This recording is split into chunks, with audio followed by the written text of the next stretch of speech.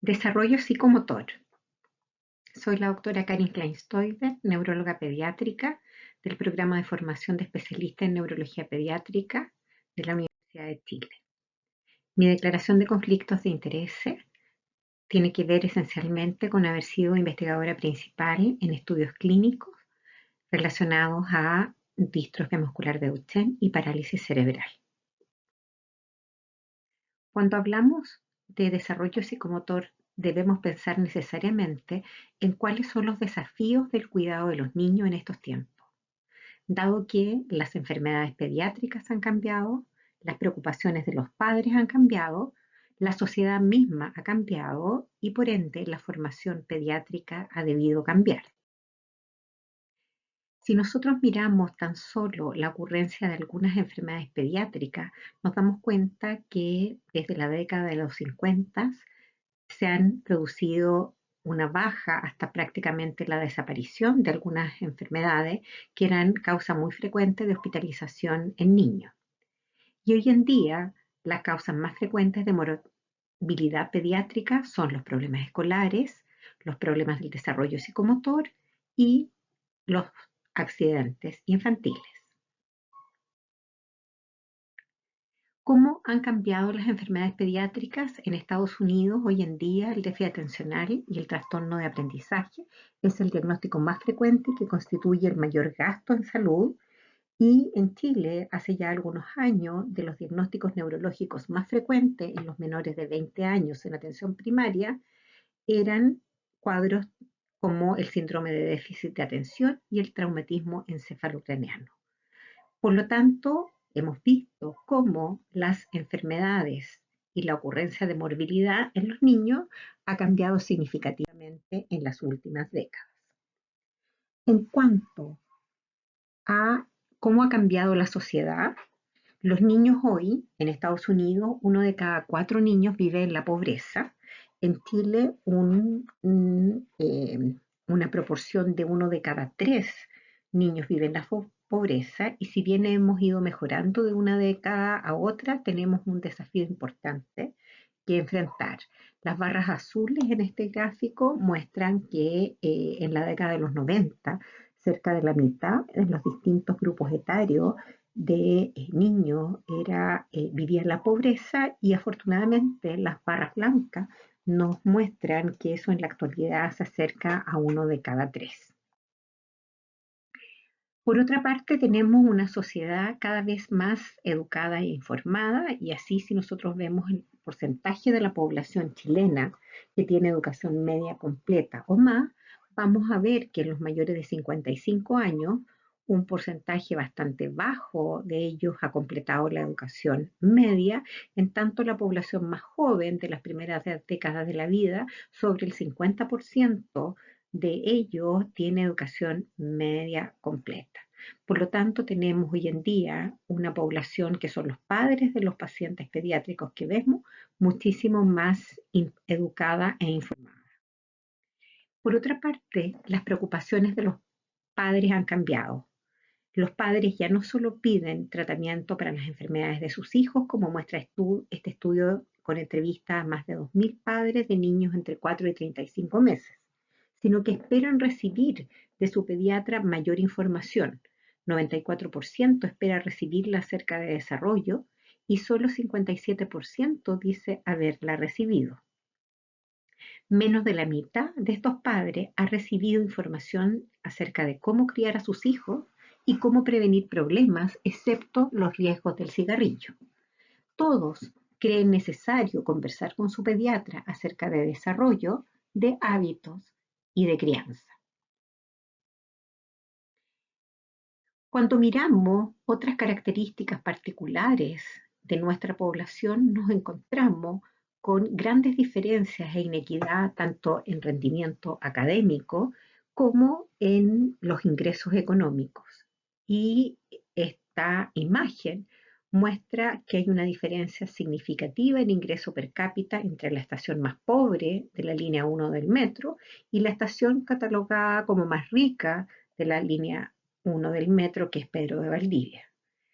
Relevante esto es que el ingreso más bajo tiene un peor promedio de CIMSE y el lugar con menor índice de pobreza tiene un promedio de CIMSE significativamente superior, ¿ya? Superior en más de 50 puntos respecto de el rendimiento en los lugares con ingreso más bajo.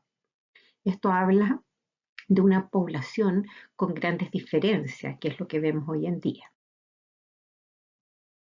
Ahora, ¿de qué debemos preocuparnos cuando hablamos del seguimiento y del control de la consulta pediátrica ambulatoria por edades?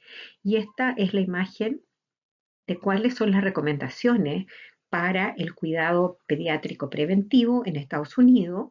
Cada una de estas columnas corresponde a las distintas edades hasta los 21 años y hay una primera evaluación prenatal, es que los padres se entrevistan con el médico y él les habla de básicamente de prevención, prevención de problemas, ¿ya? También desde desde el nacimiento hay un seguimiento y una evaluación del desarrollo psicomotor y esto dura hasta el último control pediátrico, que es a los 21 años, y la guía anticipatoria, cada pediatra debe preguntar y debe educar en cada una de estas visitas acerca de prevención de accidentes, de violencia, de los problemas del sueño y de nutrición. Por lo tanto, además de la consulta de niños sanos en que se pesa, se mide a los niños, se les mide la circunferencia craneana, en cada una de estas evaluaciones el pediatra debe incluir una evaluación del desarrollo y educación para prevención. ¿De qué se trata el desarrollo psicomotor? El desarrollo psicomotor es la progresiva y ordenada adquisición de las habilidades que nos permiten relacionarnos y adaptarnos al ambiente. Habilidades como el movernos, como el pensar, como el percibir estímulos ambientales. Este progresivo y ordenado forma de adquisición de habilidades, que es el desarrollo, es determinado en cada especie, es estable, aunque tiene ciertos rangos de variabilidad. Sabemos que los caballos antes de los 10 minutos, por ejemplo, se están parando y eso ocurre de una manera más o menos ordenada en esta especie. ¿Cómo se van adquiriendo estas habilidades? Sabemos que es resultado del desarrollo del cerebro, especialmente los 2 primeros años de vida. Y esto es muy importante porque implica que cualquier anormalidad en esa adquisición de habilidades, cualquier alteración en el desarrollo psicomotor, traduce una anormalidad en el desarrollo del cerebro. Y esa es su principal importancia. Ahora, el desarrollo psicomotor está determinado genéticamente, sin embargo es influido por el ambiente en un modelo que se llama transaccional, en que ambiente y genética influyen mutuamente para determinar cuál es el resultado final de esta interacción. El desarrollo del cerebro parte, como ustedes saben, muy precozmente y el tubo neural, que es la estructura básica que va a dar origen al encéfalo, ya está constituido antes del primer mes de gestación y el neuroporo anterior se cierra el día 26, el neuroporo posterior en el día 28 y eso marca el inicio de una serie de otros cambios que va a ir originando el sistema nervioso central con el encéfalo y la médula espinal. Esto no termina al momento del nacimiento, cuando tenemos al receptor, sino que es algo que se prolonga en el tiempo y que dura más allá de los 40 años. Está sujeto a cambio y uno puede observar, por ejemplo, la distinta arborización dendrítica que tienen las neuronas en distintas etapas, desde los 3 meses, los 3 años y los 12 años. Sabemos que esta es la estructura, la unidad funcional, que es la neurona, y que siendo este proceso prolongado es vulnerable a daño y distintas noxas pueden afectar el desarrollo encefálico en distintos momentos de la vida. Y si nosotros, por ejemplo, comparamos una imagen del encéfalo en un joven de 20 años sano y uno expuesto a alcohol, un paciente con alcoholismo, podemos ver grandes diferencias en el desarrollo del cerebro, lo que es uno de los ejemplos de su vulnerabilidad a daños. Importante es que el desarrollo del cerebro también tiene potencial de plasticidad y por lo tanto puede cambiar, no solamente en negativo, sino también en positivo en varias circunstancias.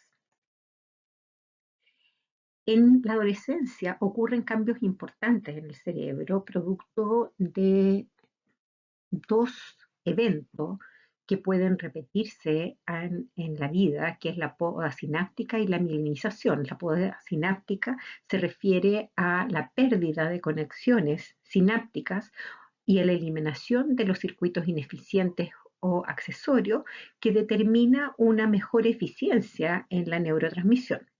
La mielinización, por otra parte, es la envoltura por células, por oligodendroglía, en los axones o en torno a los axones de las neuronas, lo que también aumenta la velocidad de la neurotransmisión. Por lo tanto, estos cambios que se van a producir dan cuenta de parte de los procesos de maduración del cerebro. Ambos, en resumen, mejoran la función. Si uno ve un calendario de cómo va ocurriendo la mielinización con esta célula, el oligodendrocito que envuelve a la neurona, va a encontrarse que hay zonas que se mielinizan antes de nacer, en la etapa fetal. Hay algunas otras que se mielinizan en forma significativa en los primeros meses de vida, y hay otras, como la formación reticular, que termina de mielinizar más tardíamente, cerca de los 10 años, y que las áreas de asociación o, por ejemplo, comisura cerebelosa, van a mielinizarse en etapas muy posteriores, más allá de la tercera década de la vida.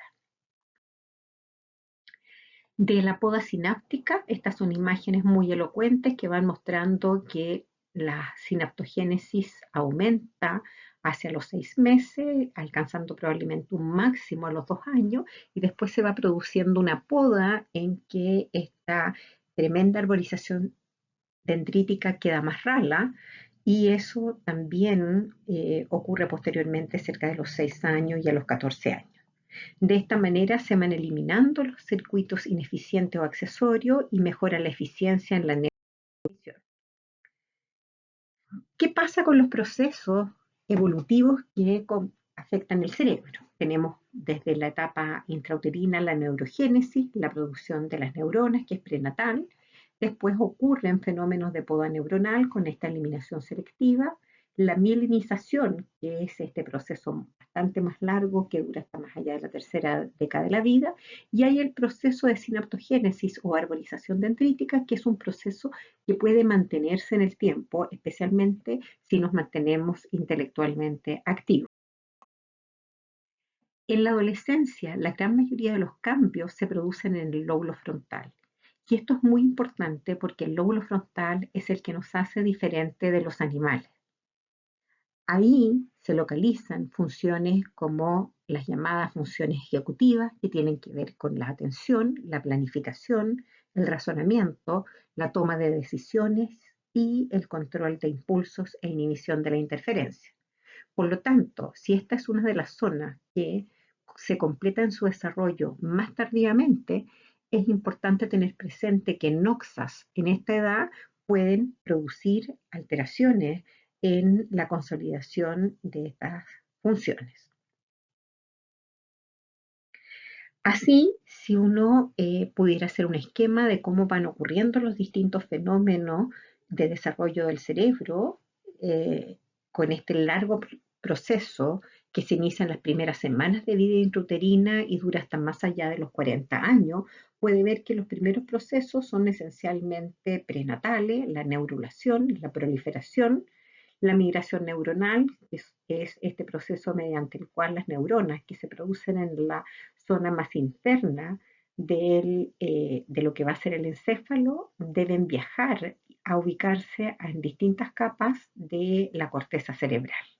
Al momento del nacimiento hay fenómenos que están en curso, la mielinización está en curso, la sinaptogénesis está en curso y hay fenómenos de apoptosis que también están en curso. Por lo tanto, no todo está definido en los primeros años de vida y existe un amplio margen de evolución, de procesos que evolucionan hasta más allá de los 40 años del cerebro. El desarrollo psicomotor es muy relevante porque tiene dos características fundamentales. Uno, que es vulnerable, es decir, daños en el cerebro en desarrollo son diferentes a los producidos en el cerebro adulto. Y un ejemplo de esto es si el consumo excesivo de alcohol en la edad adulta puede producir algunos patrones neuropatológico, la exposición a alcohol intrauterina puede producir un conjunto muchísimo más extenso de efectos y son los llamados síndrome o espectro de efectos de alcohol fetal, en que son niños que tienen un retraso de crecimiento pondoestatural, o sea que son niños más chicos, con cerebros más pequeños, o sea, con microcefalia, y con una serie de otras alteraciones desde lo neuroconductual como dificultades de aprendizaje, trastorno de atención o franca discapacidad intelectual, acompañado de ciertas características faciales que vemos acá, que son niños que tienen el filtrum, el espacio que separa la nariz del labio superior largo y plano, el labio superior muy delgado, los ojitos más bien con las eh, hendiduras hacia abajo, las orejas de implantación baja y que son característicos del llamado síndrome alcohol fetal. También el desarrollo del cerebro es un periodo sensible, antes llamado crítico, en el que se establecen las condiciones para lograr una determinada función. Si las estructuras necesarias para lograr, para alcanzar esta función están privadas de influencias ambientales, esta no se va a desarrollar normalmente y el ejemplo típico de esto es el lenguaje con relación a la audición. Si un niño no escucha, o sea, está privado de los estímulos auditivos en etapas que son clave para el desarrollo del lenguaje, este niño no va a lograr un lenguaje normal aun cuando después la audición se normalice. Y esto es el fundamento de por qué es tan relevante el diagnóstico precoz de la hipoacusia, de la sordera, porque permite hacer una intervención en cuanto a, por ejemplo, poner audífonos o un implante coclear que puede permitir que ese niño logre lenguaje normal. El desafío, por lo tanto, es detectar precozmente cuando un niño no adquiere las habilidades del desarrollo en los rangos de edad que están definidos como normales. Tan relevante es la ocurrencia de los trastornos que están en el espectro del alcohol fetal que se han hecho algunos estudios y resulta tremendamente llamativo que la prevalencia global de efectos de alcohol fetal entre los niños en población general ha sido estimada en globo en torno a 7.7 por 1.000 habitantes. Sin embargo, hay una amplia variación entre zonas, entre regiones de Europa, por ejemplo, con una más alta prevalencia de 19 y la población o región mediterránea que tiene menor incidencia de alcohol fetal. De los 187 países evaluados en este metaanálisis, Sudáfrica es lejos el que tiene la mayor prevalencia de alcohol fetal, con 111 por 1.000, seguido de Croacia y de Irlanda con prevalencia entre los 40 y los 50 por 1.000 habitantes. Por lo tanto, esto es un trastorno que es causa de discapacidad, de alteración del desarrollo y que es absolutamente prevenible. Por lo tanto, ameritan políticas públicas para alertar a la población acerca de la ocurrencia o el impacto que puede tener el alcohol fetal en las primeras etapas del desarrollo y que exista una pesquisa precoz en, eh, en las mujeres en edad fértil. ¿Por qué es importante detectar una alteración del desarrollo psicomotor? Siempre insistimos en que diagnóstico e intervención precoces son relevantes en el desarrollo psicomotor. Ahora, ¿por qué es esto? Básicamente porque una de las razones es porque podemos detectar causas tratables, que si no tratamos oportunamente pueden ser causa de discapacidad intelectual y de una serie de otros problemas. También porque podemos efectuar una terapia rehabilitadora a una edad en que mejora el pronóstico, lenguaje en situaciones de hipoacusia. Porque también podemos instaurar un tratamiento a una edad en que mejora el pronóstico. Los errores innatos del metabolismo y en particular la fenilketonuria es un ejemplo de eso.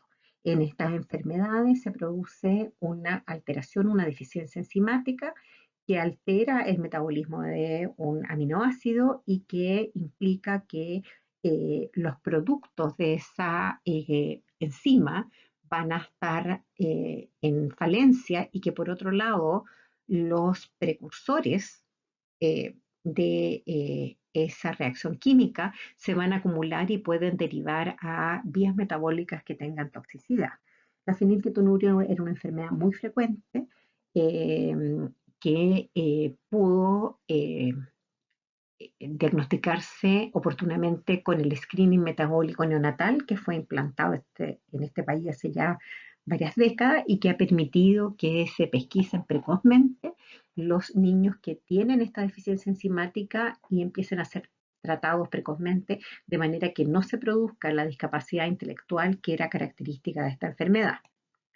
También, incluso en cuadros o en síndromes conocidos como el síndrome de Down, la pesquisa precoz de las complicaciones es de extremada utilidad. Cuando nace un niño con síndrome de Down, sabemos que puede tener distintas alteraciones, distintos problemas a lo largo de la vida. El hipotiroidismo, las cardiopatías son solo las alteraciones hematológicas, son solo algunas de ellas. Sin embargo, estos niños son hiperlaxos y pueden, producto de la hiperlaxitud, sufrir luxaciones. Lo más grave es que se produzca una luxación a nivel de la articulación atlantoaxoidea y que con un movimiento brusco de cuello, por ejemplo, el que realizan los niños haciendo ejercicio o en las olimpiadas especiales, pueda producirse una severa lesión con una tetraplegia. Esto es relevante tenerlo en cuenta porque muchas veces como médicos nos piden certificados para que los niños o pacientes puedan participar en distintas actividades. Uno no debiera emitir ningún tipo de certificado en los niños con síndrome de Down si no está absolutamente seguro que no puede sufrir una alteración producto de esta inestabilidad atlantoaxoidea. También porque en muchas enfermedades podemos hacer consejo genético, es decir, informar a la familia de la probabilidad que tiene la enfermedad de repetirse en la misma familia. Por lo tanto, la pesquisa de la alteración del desarrollo psicomotor, que es el síntoma cardinal de varias de estas enfermedades y cuadros que hemos comentado, es una tarea y una responsabilidad de todo aquel que atiende a un niño, por cualquiera sea el motivo de consulta por el cual sea llevado por sus padres. El consejo genético no se trata de decirle a la gente siga teniendo hijos o es recomendable que no lo haga, sino que se trata de dar información relativa a que una enfermedad puede repetirse en la misma familia. Ejemplo de esto son dos enfermedades muy frecuentes. La primera es la distrofia muscular de Duchenne, que tiene una frecuencia de 1 en 3.500 recién nacidos vivos hombres, y el X frágil, que es la primera causa de retraso mental, de discapacidad intelectual en los países en que es legal el aborto y en que se abortan los niños con síndrome de Down. En el resto de los países, obviamente, el síndrome de Down está por delante del X frágil en frecuencia. Y la distrofia muscular de Duchenne son niños que pueden tener algunas dificultades motoras, algunos de ellos caminan tardíamente y que se va produciendo por una alteración en el gen de la distrofina, destrucción gradual del músculo que va determinando una pérdida de habilidades motoras, y estos niños sin tratamiento quedaban en silla de ruedas antes de los 13 años y tenían fallecimiento en general antes de los 25, cuando no estaban implementadas una serie de medidas que permiten que hoy en día la sobrevida se haya incrementado significativamente. El Equifrágil es un cuadro que cursa con discapacidad intelectual, con conductas autistas, son niños más bien grandes, macrosómicos, de cabeza grande, piel aterciopelada, orejas grandes y macroorquídea, que es pospuberal. Entonces, estas son dos enfermedades que son frecuentes y que uno debiera diagnosticar precozmente de manera de poder informar a la familia que este cuadro puede repetirse. Por otra parte, hay cuadros que son frecuentes también, la neurofibromatosis, que tiene una incidencia de 1 en 3.000 nacidos vivos, hombres y mujeres, pueden causar problemas frecuentes. A lo que más le tememos en la neurofibromatosis es la asociación con gliomas ópticos en un 15%, que es lo que se ve en esta imagen. Ya esta pelotita blanca en la órbita corresponde a un glioma, y el glioma óptico en neurofibromatosis tiene el problema que puede diseminarse a través del quiasma óptico y comprometer ambos ojos. Pero afortunadamente esa no es una complicación tan frecuente como estas otras. El 60% de estos niños tienen trastorno de aprendizaje, el 10% déficit intelectual, y otros problemas asociados son, por ejemplo, la escoliosis. Estos son niños que tienen estas manchas café con leche distribuidos en distintas partes del cuerpo, y en los cuales hay pecas o efélides axilares o inguinales que son patognomónicas de esta enfermedad, puesto que no se dan ni siquiera en las razas que son más pecosas como son los irlandeses. ¿Qué hay que saber respecto de desarrollo psicomotor? Primero hay que saber qué se espera de un niño a cada edad, qué factores o noxas pueden afectar el desarrollo de manera de poder prevenirla, cuándo tenemos que intervenir cuando observamos que las habilidades no se están adquiriendo normalmente, y finalmente también cómo es mejor criar y cuidar a los niños en el tiempo actual.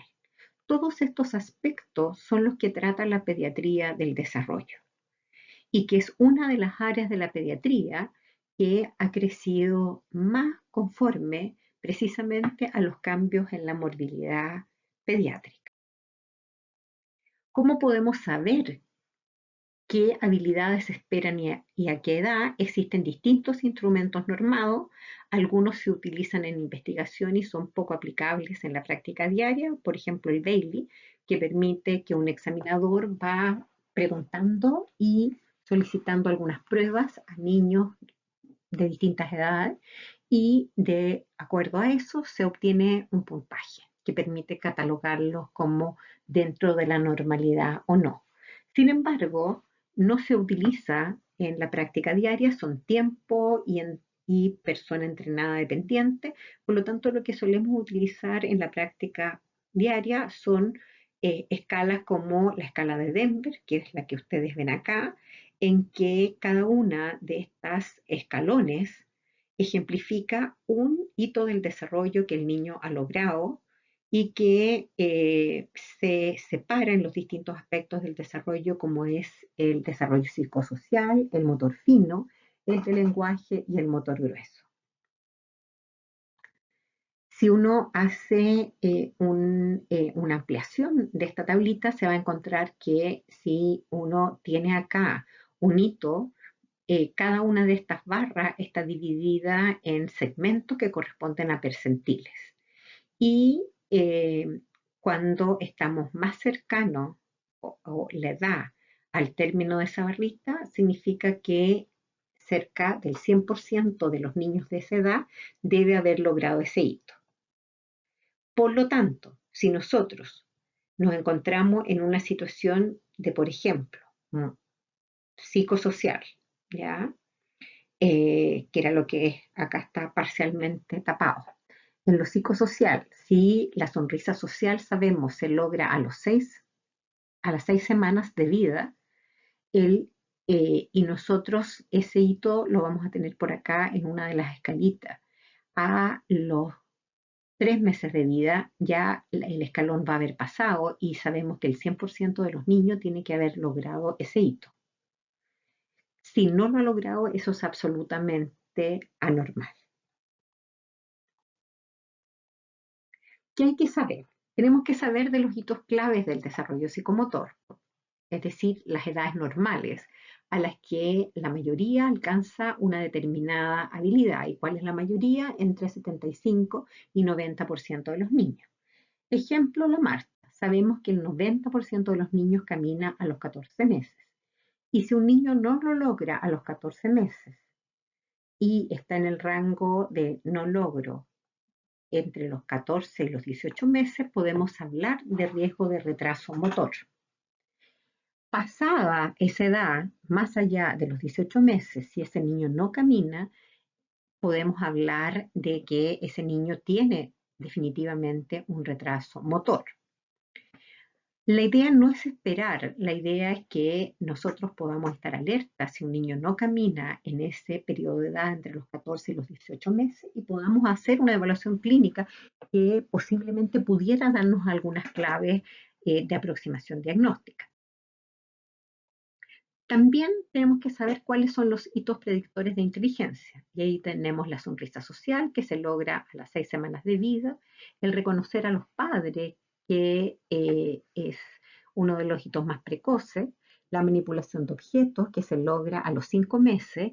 Y esto es importante porque antes no es que los niños no tomen nada, los niños desde los 3 meses son capaces de mantener en sus manos un objeto algunos segundos y después soltarlo. Sin embargo, a los 5 meses son capaces de mantenerlo, de mirarlo, de transferirlo y de explorarlo. O sea, no es solamente el acto motor, sino que es un acto mucho más significativo y complejo que es la exploración. El sentido de permanencia y causalidad que se logra a los 10 meses y el sentido mediante el cual si uno esconde de la vista de un niño algún objeto, el niño antes de los 10 meses no va a tener ninguna intención en buscarlo, puesto que la representación cerebral de ese objeto va a haber desaparecido de su mente. Cuando se logra este hito a los 10 meses de edad, el niño va a mantener la representación cerebral de ese objeto y va a buscarlo.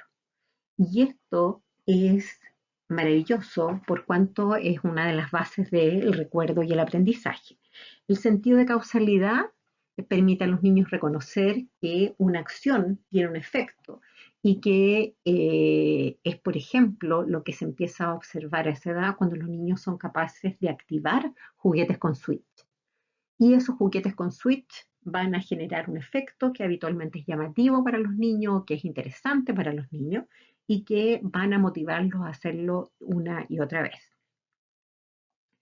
Otros hitos predictores de inteligencia es la comprensión de órdenes gestuales y verbales en lo que conocemos como el lenguaje y el juego, que también es uno de los hitos relevantes que son predictores de inteligencia.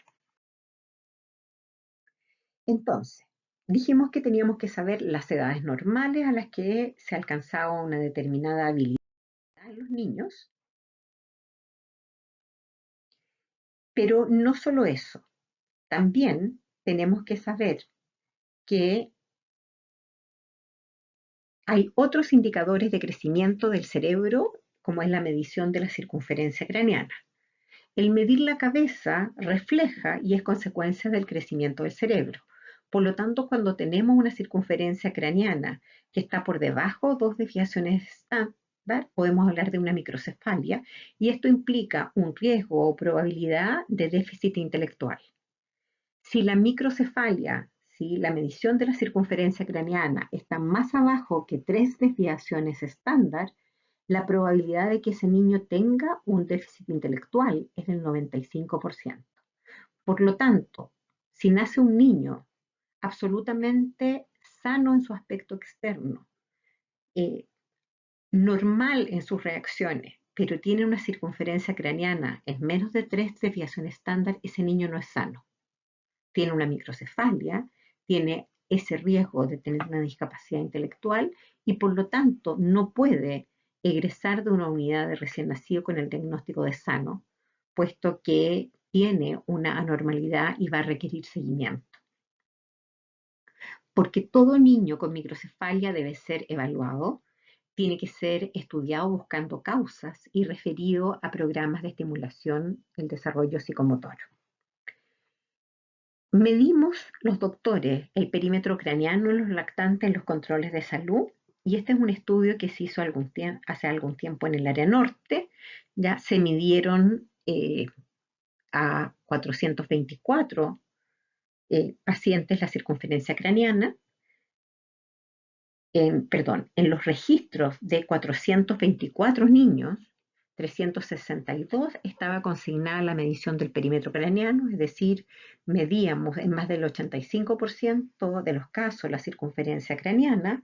Sin embargo, no mirábamos la tablita y por lo tanto la catalogación o el diagnóstico de si eso estaba dentro de rangos normales o no era un porcentaje muchísimo más bajo. Por lo tanto, si bien medíamos la cabeza, no catalogábamos eso dentro de la normalidad o no, por cuanto no teníamos la tabla a la vista o no se catalogaba adecuadamente la medición del perímetro craneano.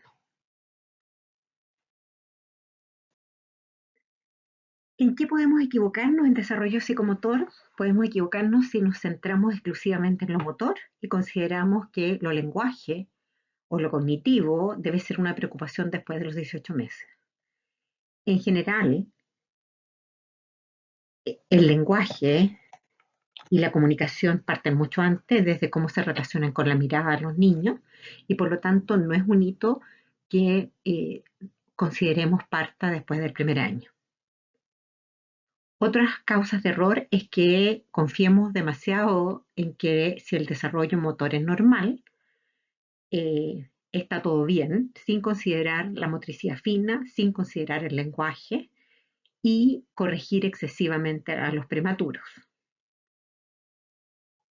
En general, la recomendación es corregir lo motor hasta el año y no corregir o hacerlo parcialmente en resolución de problemas y lenguaje. La idea es que exista una alta sospecha para intervenir precozmente, incluso en los prematuros, y no esperar o seguir corrigiendo por la edad a los niños prematuros sin tener una intervención precoz.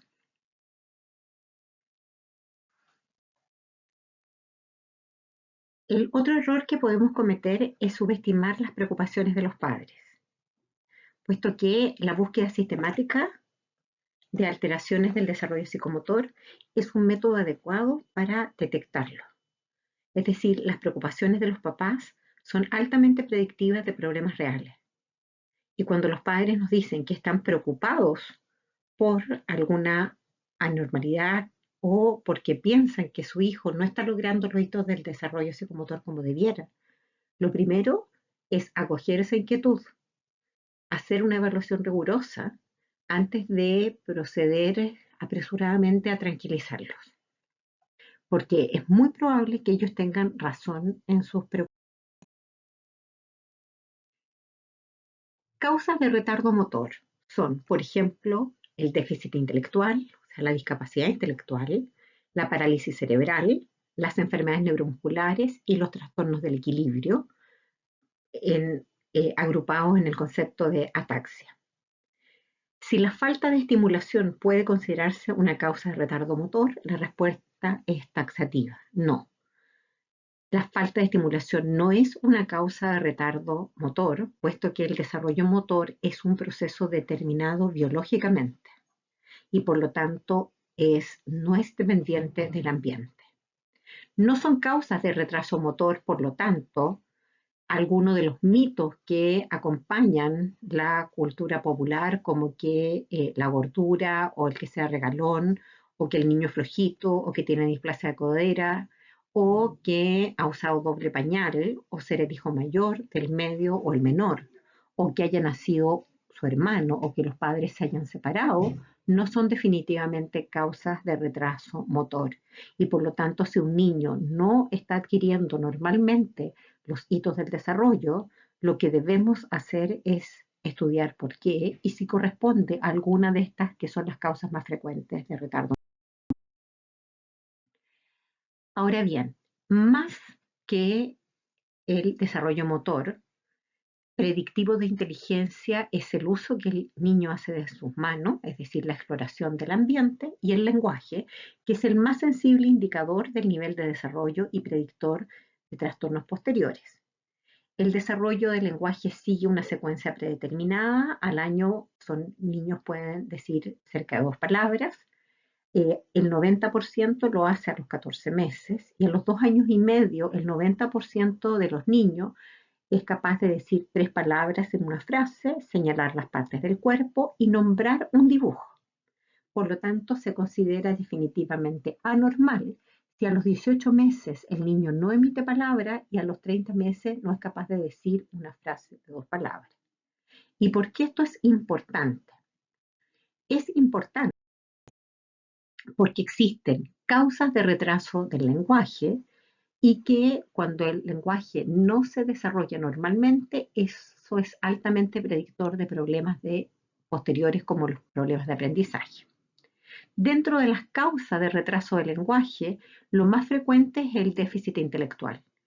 Niños que presentan un retraso mental y que en el contexto de ese cuadro su lenguaje evoluciona en forma tardía o anormal.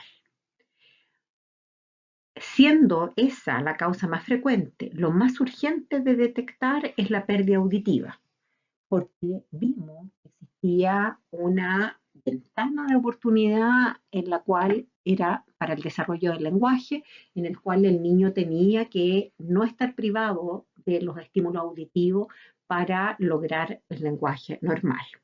Otras causas de retraso del lenguaje es el autismo, los trastornos específicos del lenguaje, que corresponden a las disfasias en sus distintas formas. Hay distintas clasificaciones que nos ayudan a sistematizarla, pero en globo podemos hablar de trastornos específicos del lenguaje o disfasias. Las enfermedades metabólicas, como este niño que tiene un trastorno del metabolismo de las macromoléculas, de los mucopolisacáridos, y se va produciendo acumulación de algunas macromoléculas en distintos tejidos. Los niños se van poniendo, por ejemplo, toscos, etc. También los trastornos motores severos son causa de retraso del lenguaje y solo los ambientes extremadamente deprivados, como ocurre en los niños de la selva, pueden ser considerados como causas de retraso del lenguaje. No puede ser considerado causa de retraso del lenguaje el que los papás trabajen, el que esté con una nana, el niño que le habla poco, etc.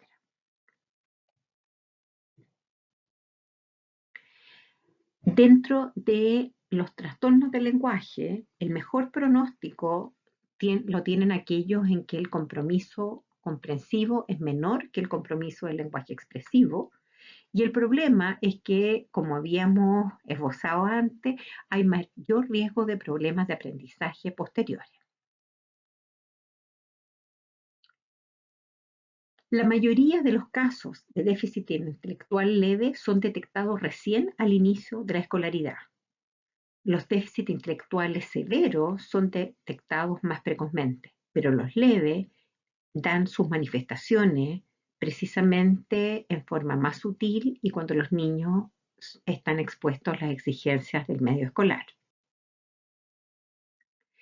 ¿Cuándo tenemos que derivar a un especialista? Cuando los hitos del desarrollo psicomotor no se van cumpliendo, cuando existen factores de riesgo pre o perinatal, cuando hay alteración de otros indicadores del desarrollo del cerebro, por ejemplo la circunferencia craneana, y en retraso de la marcha en hombres por las enfermedades que son ligadas al cromosoma X.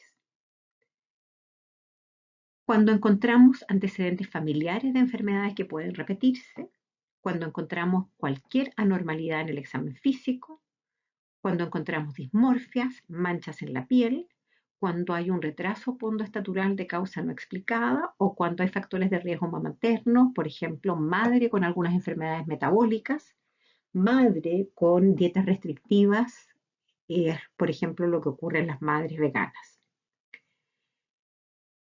La idea es pensar y estudiar con prioridad las causas potencialmente tratables, que son los errores innatos del metabolismo o algunas deficiencias vitamínicas, por ejemplo. Factores de riesgo pre y perinatal son, por ejemplo, una madre con un error innato del metabolismo, con una fenilketonuria, que incluso si el niño es sano, si no presenta la enfermedad, que es poco probable, puesto que es una enfermedad recesiva, puede desarrollar lo que se llama embriopatía por fenilketonuria materna y que son las consecuencias de el ambiente fenilketonúrico. Son niños que pueden nacer con cabezas más chicas y tener algún grado de discapacidad intelectual. Otros factores de riesgo pre y perinatal que tenemos que investigar es el antecedente de consumo de fármacos, de alcohol o droga, puesto que esos son factores de riesgo y de condiciones que pueden cursar con un retraso del desarrollo psicomotor, como es el que comentamos, síndrome de alcohol fetal. Madres con déficit intelectual o con trastorno de aprendizaje pueden verse en un sinnúmero de enfermedades, una de ellas la distrofia miotónica o también el equifrágil, que las madres pueden tener algunos de los síntomas y signos, como por ejemplo déficit atencional, trastorno de aprendizaje, o madres con un mentón un poquito más alargado, que es el prognatismo. Cuando encontramos alteraciones del crecimiento craneano, macrocefalia o microcefalia, la posibilidad de que tengamos una causa específica para esa alteración del desarrollo es más alta y podemos encontrarnos entre muchas enfermedades de base que pueden ser genéticas o embriopáticas. Embriopática se refiere a, por ejemplo, las infecciones congénitas, el TORCH o tóxicos. Cuando encontramos dismorfia, y ahí las dismorfias pueden ser por cuadros genéticamente determinados o por teratogenia, por cuadros embriopáticos como el alcohol fetal. El equifrágil, nosotros podemos encontrar las dismorfias que habíamos referido, niños que son más bien de cabeza grande, hiperlaxos, piel aterciopelada, orejas grandes y rotadas, y macroorquídea postnatal. Pero también hay otros cuadros como el síndrome de Williams, que son niños que presentan una cara muy amable, ya muy simpáticos, tienen una afinidad alta por la música, son niños que tienen dificultades en la adquisición del lenguaje, que pueden tener una estenosis aórtica supravalvular, un iris estrellado, ya en la forma de y la coloración del iris y que pueden tener alteraciones del metabolismo del calcio en la etapa de lactante. El síndrome de Angelman es otro cuadro en que son niños que evolucionan con una microcefalia adquirida, es decir, pueden tener circunferencias craneanas normales al nacimiento y evolucionan con una desaceleración del crecimiento craneano. Son niños que tienen el occipucio plano, una cara, una sonrisa amplia, ¿ya? Que tienen una postura de lo que se llama el happy puppet o marioneta feliz, que se refiere a que son niños que tienen movimientos descoordinados entre atáxicos y dispráxicos. El síndrome de Williams al que me referí antes son niños que además pueden tener dentro de las características de su trastorno de lenguaje, es un lenguaje más bien vacío como de cóctel, en que pueden tener un lenguaje amable de cómo está usted o cómo está hoy día, pero al momento de generar mayores contenidos a través del lenguaje o de expresar pensamiento, ahí está la dificultad. También tenemos el síndrome veliocardiofascial, que son cuadros que están cada vez más diagnosticados, en que los niños pueden tener alteraciones en la nariz, un paladar hendido o paladar submucoso, niños que presentan alteraciones de aprendizaje, un trastorno de conducta, que pueden tener cardiopatía y que en conjunto tienen también talla baja y que pueden tener estas dismorfias. En todo retraso del desarrollo psicomotor en hombres, uno tiene que pensar en enfermedades ligadas al X. Y si en ese niño que más lento ha caminado tarde, esto es más allá, se ha retrasado la marcha más allá de los 14 y aún más allá de los 18 meses. Si se cae frecuentemente, si tiene dificultad para subir escaleras o pararse del suelo, si tiene una marcha bamboleante, si además puede tener retraso de lenguaje, incluso con algunas características autistas en un porcentaje de los casos, y si se paran del suelo con esta maniobra, que es ponerse en cuatro patas y empezar a trepar apoyándose las manos en los muslos, esto es altamente probable que se trate de una distrofia muscular de Duchenne. Y esta es una enfermedad